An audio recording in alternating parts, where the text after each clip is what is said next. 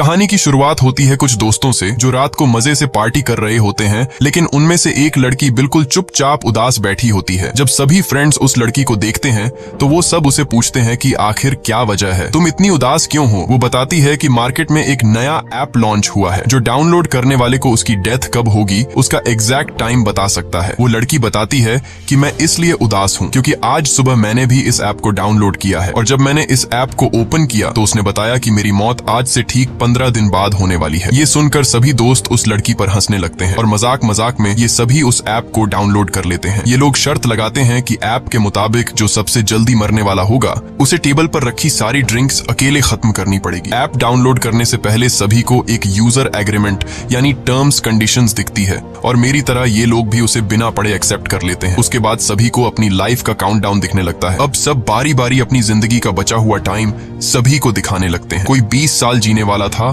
तो कोई 60 साल। लेकिन कोर्टनी परेशान नजर आती है। जब वो अपना मोबाइल फोन दोस्तों को दिखाती है तो उस ऐप के हिसाब से उसके पास सिर्फ 3 घंटे बचे हुए थे। जैसे ही काउंटडाउन 0 हुआ वो मारी जाएगी। ये देखकर कोर्टनी डर जाती है, लेकिन उसके दोस्त कोर्टनी को समझाते हैं कि डरो मत, ये ऐप सिर्फ एक मजाक है। अब गेम के हिसाब से जिसके मोबाइल में उसकी जिंदगी का सबसे कम टाइम बचा होगा वह टेबल पर रखी सारी ड्रिंक्स पिएगा। इसलिए कोर्टनी गेम हार जाती है क्योंकि उसके मोबाइल में उसके पास सिर्फ 3 घंटे बचे थे। अब सभी दोस्त कोर्टनी से कहते हैं कि रूल्स के मुताबिक तुम्हें सारी ड्रिंक्स पीनी होगी। तभी कोर्टनी का बॉयफ्रेंड एवन आ जाता है और कोर्टनी की जगह वह खुद सारी दारू पी लेता है। पार्टी खत्म होने के बाद जब कोर्टनी अपने बॉयफ्रेंड एवन के साथ गाड़ी में बैठी तो एवन ज्यादा ड्रिंक करने की वजह से उसे चढ़ गई थी। इसलिए कोर्टनी एवन को ड्राइव करने से मना करती है, लेकिन एवन उसकी नहीं सुनता। कोर्टनी ऑलरेडी ऐप की वजह से डरी हुई थी, इसलिए वह कार से उतरकर पैदल ही घर जाने लगती है। एवन कोर्टनी को गाड़ी में बैठने के लिए कई बार कहता है, लेकिन जब वह नहीं बैठती तो एवन गुस्सा होकर उसे अकेला छोड़कर वहां से निकल जाता है। तभी कोर्टनी के मोबाइल पर उस ऐप का नोटिफिकेशन आता है कि उसने यूजर एग्रीमेंट तोड़ दिया है। कोर्टनी को इसका मतलब समझ नहीं आता, लेकिन ये देखकर कोर्टनी और ज्यादा डर जाती है। तभी हम देखते हैं कि काला कोट पहना हुआ कोई आदमी उसका पीछा करने लगा। तब कोर्टनी को मोबाइल पर एक अलर्ट आता है कि उसके पास सिर्फ 7 मिनट बचे हुए हैं। कोर्टनी घबराते हुए जल्दी अपने घर पहुंच जाती है। घर में एंटर होते ही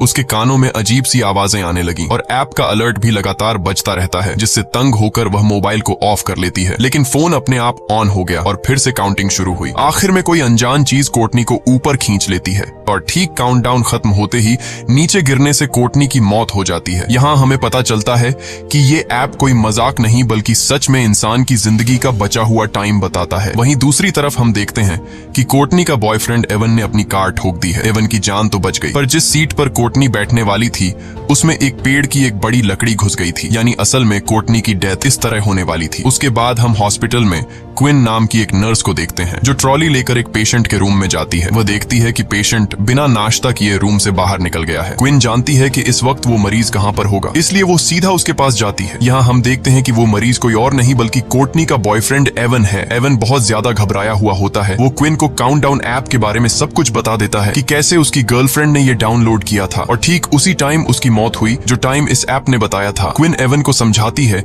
कि ये बस एक इत्तेफाक होगा। भला कोई ऐप किस तरह से किसी इंसान को उसके मरने का टाइम बता सकता है। वो उसे रिलैक्स करके सर्जरी के लिए तैयार करने की कोशिश करती है, लेकिन एवन सर्जरी के लिए किसी भी कीमत पर तैयार नहीं होता क्योंकि अब उसने भी काउंटडाउन ऐप डाउनलोड कर ली थी। ऐप के हिसाब से एवन के पास जिंदा रहने के लिए सिर्फ 19 घंटे बाकी थे और ठीक 19 घंटे बाद एवन की एक सर्जरी होने वाली है और वो समझ जाता है कि सर्जरी के दौरान वो मारा जाएगा। लेकिन क्विन एवन को हिम्मत देती है कि ऐसा कुछ नहीं होगा। कुछ टाइम बाद क्विन हॉस्पिटल की हेड नर्स से मिली। वो उसे अपने साथ ले जाती है जहां एक डॉक्टर और स्टाफ के लोग केक के साथ क्विन को सरप्राइज देते हैं क्योंकि वो नर्सेस के टेस्ट में पास हो गई होती है। अब जब सब बैठकर केक खा रहे होते हैं तो क्विन सबको एवन के काउंटडाउन ऐप के बारे में बताती है। यहाँ कुछ और लोग भी बताते हैं कि हम भी इस ऐप के बारे में सुन चुके हैं। मजाक में ये लोग भी अपनी लाइफ का बचा हुआ टाइम देखने के लिए इस ऐप को डाउनलोड कर लेते हैं, जिसमें डॉक्टर सलीवन नाम का एक डॉक्टर भी शामिल होता है जो यहाँ का सबसे हेड डॉक्टर है। डॉक्टर मोबाइल में अपनी जिंदगी का बचा हुआ टाइम देखकर बहुत खुश होता है क्योंकि वह 90 साल तक जीने वाला था और बाकियों के पास भी ऐप काफी लंबा टाइम बताता है। तभी एक आदमी एक औरत को लेकर आता है जो ओवरडोज की वजह से बेहोश हो गई थी। उसकी धड़कनें और सांस रुक गई थी, लेकिन ये लोग उसे एक इंजेक्शन देकर बचा लेते हैं। पूरा दिन काम करने के बाद शाम को जब क्विन घर लौटती है तब उसे काउंटडाउन ऐप को डाउनलोड करने का नोटिफिकेशन आता है। वो इस ऐप को ज्यादा सीरियस न लेते हुए उसे डाउनलोड कर लेती है और बिना सोचे समझे इस ऐप के सभी टर्म्स कंडीशंस एक्सेप्ट कर लेती है। और तभी उसे पता चलता है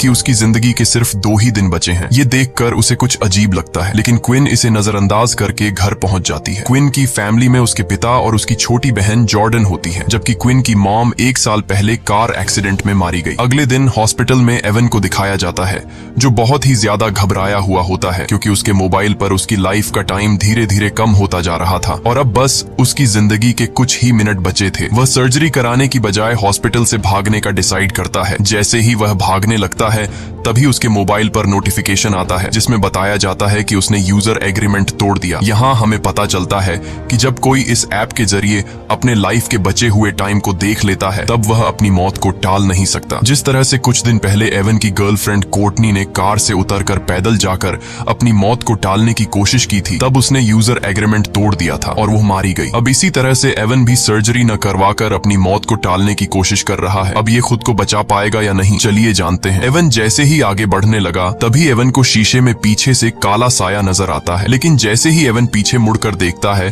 तो वहां पर कोई भी नहीं होता। तभी अचानक सामने का शीशा टूट गया। ये देखकर डर के मारे एवन भागकर सीढ़ियों के पास जाने लगा। वहां पहुंचते ही अचानक बिजली चली जाती है। तभी उसे किसी के कदमों की आवाज सुनाई देती है। जब वो अपने मोबाइल फोन का टॉर्च ऑन करता है तो सामने उसे अपनी गर्लफ्रेंड कोर्टनी नजर आती है, लेकिन उसकी गर्लफ्रेंड एक डीमन बन चुकी थी। वह उससे भागने लगता है, लेकिन जल्दबाजी में उसका मोबाइल नीचे सीढ़ियों पर गिर जाता है और कुछ देर बाद वो भूत एवन को भी मारकर सीढ़ियों से नीचे फेंक देता है। क्विन जब हॉस्पिटल आती है तो उसे पता चलता है कि एवन सीढ़ियों से गिरकर मर गया। ये सुनकर उसे एवन की बातें याद आने लगती हैं, जब वो पिछले दिन बार बार क्विन से कह रहा था कि इस ऐप के हिसाब से वो 19 घंटे बाद मारा जाएगा। इसलिए अब क्विन को भी शक होने लगता है कि क्या सच में इस ऐप ने तो एवन को नहीं मारा। अपने शक को यकीन में बदलने के लिए अब वो सीधा उस जगह पर पहुंचती है जहां पर एवन की बॉडी को रखा गया था। वो एवन का फोन उठाती है और उसे चेक करने की कोशिश करती है, लेकिन इस फोन पर एवन का फेस लॉक लगा हुआ था, जिसके लिए वो एवन की बॉडी से कपड़ा हटाती है और उसके मोबाइल फोन को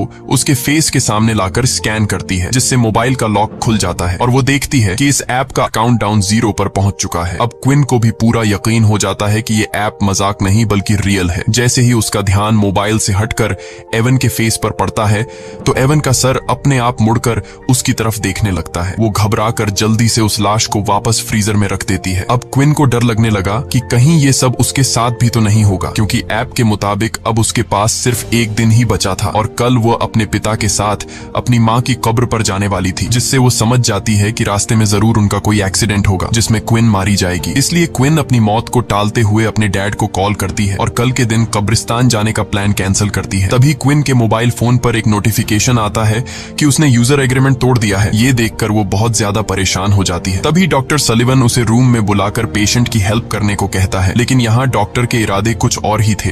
वो क्विन के साथ जबरदस्ती करने की कोशिश करता है। क्विन जैसे तैसे उससे अपनी जान छुड़ाकर बाहर आते ही हेड नर्स से उसकी कंप्लेंट करने जाती है, लेकिन क्विन के बताने से पहले डॉक्टर हेड नर्स को किसी दूसरे काम में लगा देता है। घर आने के बाद रात को क्विन इंटरनेट पर इस ऐप के बारे में सर्च करती है और उसे कोर्टनी के बारे में इंफॉर्मेशन मिलता है। उसे एक लड़की का वीडियो भी मिलता है जो बताती है कि ऐप को डाउनलोड करने के बाद से उसे अपने भाई का भूत दिखने लगा है, जो कि कई सालों पहले मर गया था। कुछ देर बाद वो लड़की कहती है कि उसका वक्त खत्म हो गया है और तभी उस लड़की को भी कुछ हो जाता है। लेकिन क्विन जब वीडियो के कमेंट चेक करती है तो कमेंट में सब लोग फेक वीडियो बोलते हैं, जिससे क्विन को थोड़ी बहुत शांति मिलती है। और जैसे ही क्विन लैपटॉप बंद करती है तभी अचानक क्विन को भी एवन का भूत दिखाई देता है, जिससे वो बहुत डर जाती है। पर जैसे ही उसने लाइट जलाई तब एवन गायब हो गया था। तभी उसे दोबारा नोटिफिकेशन आया कि उसने यूजर एग्रीमेंट तोड़ा है। वो अपने मोबाइल को जमीन पर मारकर तोड़ देती है और कमरे से बाहर निकलकर डर के मारे कार में पूरी रात गुजारती है। अगले सुबह क्विन की बहन जॉर्डन आकर उसे जगाती है। ये दोनों वापस अपने रूम में आते हैं और वहाँ क्विन की छोटी बहन जॉर्डन क्विन का टूटा हुआ मोबाइल देख लेती है, जिसमें अभी भी काउंटडाउन चल रहा था। वो क्विन से कहती है कि तुमने भी इस ऐप को डाउनलोड किया है। ये सुनकर क्विन परेशान हो जाती है, क्योंकि उसकी छोटी बहन जॉर्डन को भी इस ऐप के बारे में पता था और वो भी इस ऐप की यूजर थी। अब क्विन के मोबाइल का स्क्रीन पूरी तरह से टूट चुका था, इसलिए वो एक नया फोन खरीदने के लिए मोबाइल शॉप पर जाती है। वो सोचती है कि नए मोबाइल में वो किलर ऐप भी नहीं होगा, लेकिन क्विन के मोबाइल खरीदते ही वो ऐप अपने आप उसमें डाउनलोड हो जाता है। इस पर क्विन गुस्से में चिल्लाकर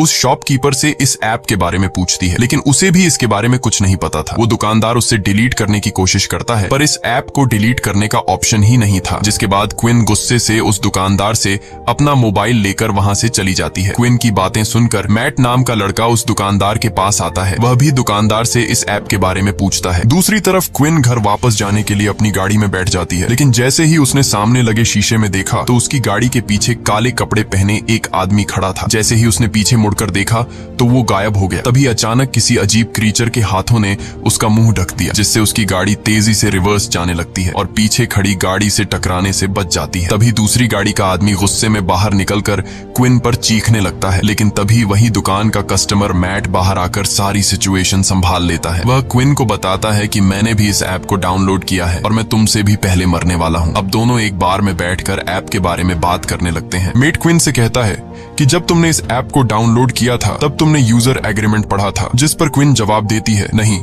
मैंने डायरेक्ट टर्म्स कंडीशंस एक्सेप्ट कर ली थी। मैट कहता है, मैंने भी यही गलती की थी। अब इन दोनों को पछतावा होता है कि टर्म्स कंडीशंस एक्सेप्ट करने से पहले हमने एक बार उसे पढ़ लिया होता। तभी मैट को बार में एक नशेड़ी दिखता है। उसे देखकर मैट के दिमाग में एक आइडिया आता है। वो क्विन से कहता है कि क्यों ना हम इस नशेड़ी से उसके मोबाइल फोन में ये एप्लीकेशन डाउनलोड करवाए, जिसके जरिए हम टर्म्स कंडीशंस देख पाएंगे।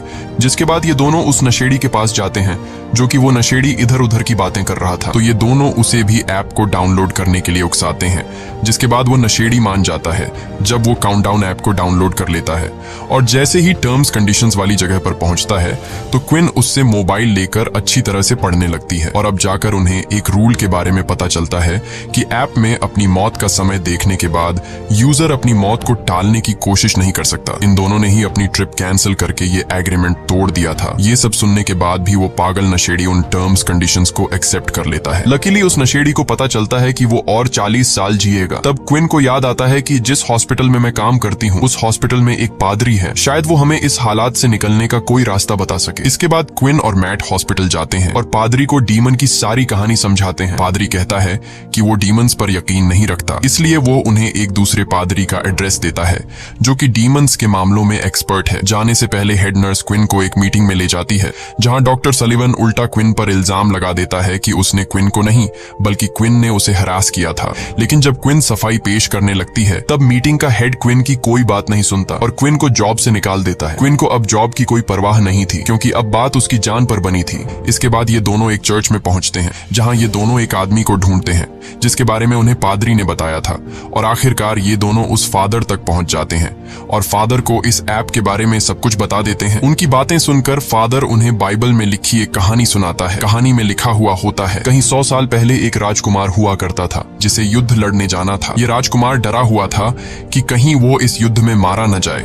जिसके बाद वो एक ओल्ड जिप्सी लेडी के पास गया और उससे पूछा कि क्या वो इस युद्ध में जिंदा बचेगा। ओल्ड लेडी कहती है कि वो उसे उसकी मौत का ठीक समय बता सकती है, लेकिन शर्त ये है कि अपनी मौत का समय जानने के बाद राजकुमार अपनी मौत को टालने की कोशिश नहीं करेगा। राजकुमार मान जाता है और उसे पता चलता है कि वो युद्ध में मारा जाएगा। अब राजकुमार मौत के डर से लेडी की बात न मानकर अपने छोटे भाई को युद्ध लड़ने भेज देता है, लेकिन उसके छोटे भाई को कुछ नहीं होता, बल्कि वे लोग युद्ध जीत जाते हैं। मगर डरपोक राजकुमार के पीछे ओजिन नाम का एक डीमन पड़ जाता है, जो कि वो राजकुमार को तड़पा तड़पा कर उसके ठीक समय पर मार देता है, जो कि उसके तकदीर में लिखा था। फादर ने ध्यान लगाकर पता लगाया कि इन सब के पीछे ओजिन नाम के एक डीमन का हाथ है। फादर ने कहा कि शायद ये ऐप भी उस ओजिन डीमन का एक रूप है। उसने बताया कि अगर तुम्हें अपनी मौत टालनी है तो सबसे पहले तुम दोनों को इस ऐप को हैक करके इसका कोड मेरे पास लाना पड़ेगा। जब मैं इस ऐप का कोड देख लूंगा तब मैं उस डीमन से तुम्हारी जान छुड़वा सकूंगा। यह सुनकर क्विन और मैट को जल्द से जल्द इस ऐप को हैक करना था,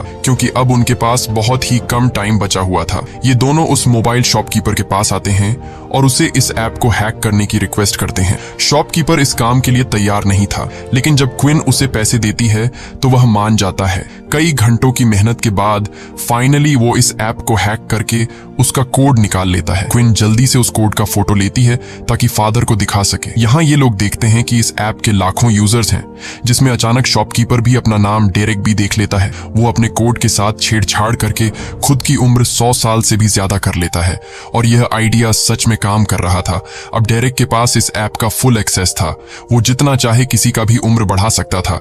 शॉपकीपर क्विन और मैट की रिक्वेस्ट पर इन दोनों का भी उम्र बढ़ा देता है। तभी क्विन को डेटाबेस में अपनी सिस्टर जॉर्डन का नाम दिखता है और उसकी मौत तो क्विन से भी 3 मिनट पहले होने वाली थी, यानी कि उस एक्सीडेंट में क्विन और जॉर्डन दोनों ही मरने वाली थी। खैर, क्विन जॉर्डन की भी उम्र बढ़ा लेती है। अब क्विन और मैट बहुत खुश हो जाते हैं क्योंकि अब उन्हें मौत का डर नहीं था, लेकिन ये खुशी कुछ ही देर की मेहमान थी। इसके बाद क्विन और मैट एक साथ क्विन के घर पहुंचे और सेफ्टी के लिए एक ही रूम में रात गुजारने का फैसला किया, क्योंकि अब भी उनके दिलों में डीमन का डर मौजूद था। रात के वक्त जब वो सोने वाले थे तब क्विन मैट से पूछती है कि उसने ये ऐप क्यों डाउनलोड की थी। मैट बताता है कि कुछ साल पहले उसका एक छोटा भाई था जो एक बहुत ही डिसेंट लड़का था। वो हमेशा बीमार रहता था और बीमारी के चलते एक दिन उसकी मौत हो गई और तब से मैट को मौत से डर लगने लगा। जब उसे इस ऐप के बारे में पता चला तो वो जानना चाहता था कि वो खुद कब तक जिंदा रहने वाला है, इसलिए मैंने ये डाउनलोड की। इसके बाद क्विन मैट को अपनी स्टोरी सुनाती है कि एक रात वो अपनी मॉम को बिना बताए एक पार्टी में चली गई थी। जब उसकी माँ उसे ढूंढने के लिए घर से बाहर निकली तो रास्ते में उसका कार एक्सीडेंट हुआ जिससे उसकी मौत हो गई। एक दूसरे को खुद की स्टोरी सुनाने के बाद ये दोनों सो जाते हैं। तब आधी रात में डीमन फिर से क्विन को डराने आ जाता है। क्विन के कानों में एक अजीब आवाज गूंजती है जिससे उसकी आंख खुल जाती है। उसने देखा कि मैट का हाथ उसके पेट पर है। वो मैट का हाथ हिलाकर उसे जगाने की कोशिश करती है, लेकिन तभी असली मैट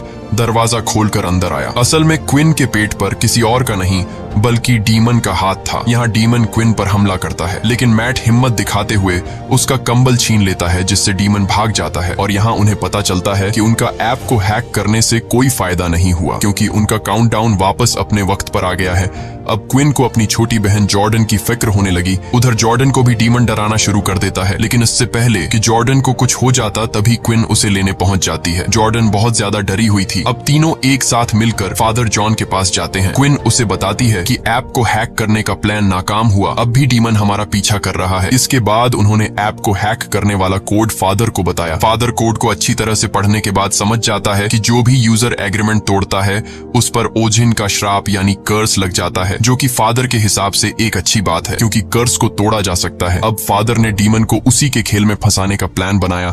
वो बताता है कि अगर तुम लोग डीमन को झूठा साबित कर दो तो ये कर्स टूट जाएगा, यानी कि अगर कोई एक इंसान भी ऐप के बताए हुए टाइम से थोड़ा पहले या 2-4 सेकंड बाद में भी मरता है तो डीमन झूठा साबित हो जाएगा और इस तरह से कर्स टूट जाएगा।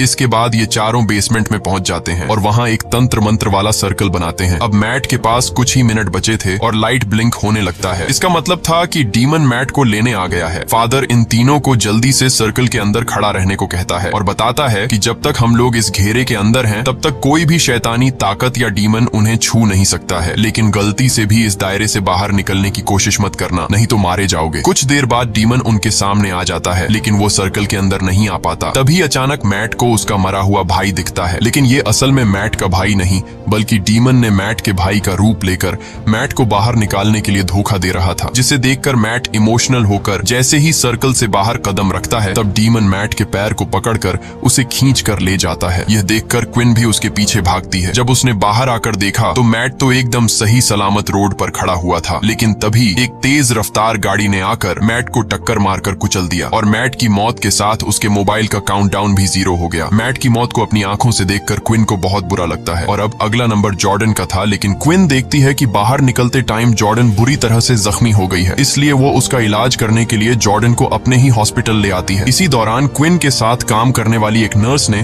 क्विन को बताया कि तुम्हारी बात बिल्कुल ठीक थी, डॉक्टर सलिवन मेरे साथ भी फ्लर्ट करने की कोशिश कर रहा है।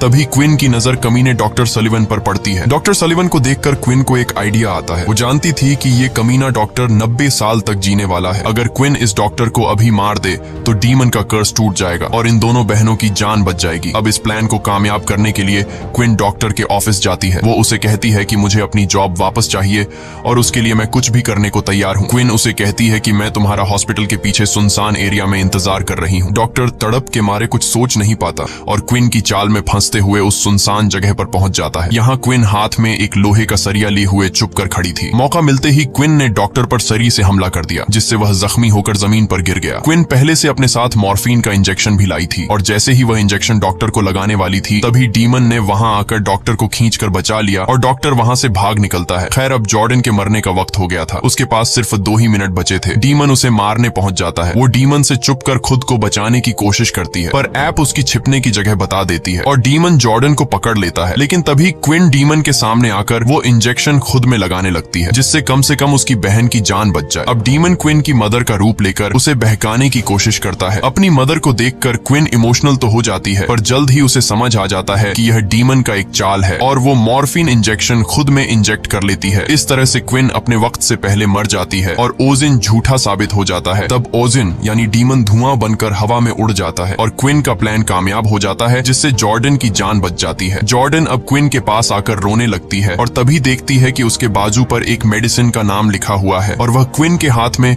उसी मेडिसिन की शीशी भी देखती है, जिससे जॉर्डन जल्दी से इंजेक्शन में भरकर क्विन के हाथ में लगा देती है, जिससे मॉर्फिन का असर खत्म हो जाता है और क्विन वापस से जिंदा हो जाती है। खैर अब सब लोगों का काउंटडाउन वहीं पर रुक जाता है। क्विन को उसकी जॉब वापस मिल जाती है और वह कमीने डॉक्टर को उसके किए के लिए जेल हो जाती है। कुछ दिन बाद क्विन अपनी फैमिली के साथ अपनी मदर की कब्र को विजिट करने जाती है। जब ये लोग घर को वापस लौटने लगते हैं तब क्विन के मोबाइल पर एक नोटिफिकेशन आता है और वह देखती है कि उसके मोबाइल में काउंटडाउन नाम का एक नया ऐप डाउनलोड हो गया है। इसी के साथ ये कहानी खत्म हो जाती है। अगर आपको ये वीडियो अच्छी लगी हो तो हमारे चैनल को सब्सक्राइब और वीडियो को लाइक जरूर कीजिएगा।